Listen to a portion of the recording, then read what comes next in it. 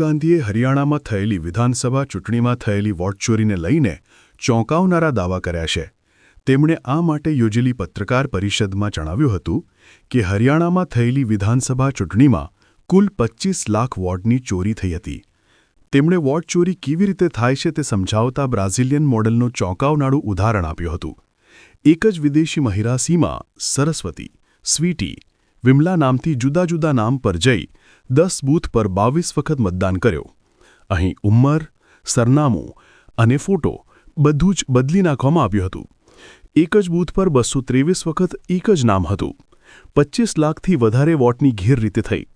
5 lakh duplicate અને 19 lakh vote મોટા પ્રમાણમાં ગેરરીતિ કરાઈનો રાહુલ ગાંધી દ્વારા આક્ષેપ કરાયો. આ સાથે તેમનું કહેવું હતું કે એક્ઝિટ પોલ કોંગ્રેસને આગળ દેખાડતું હતું, પરંતુ પરિણામો ઊંધા આવ્યા હતા.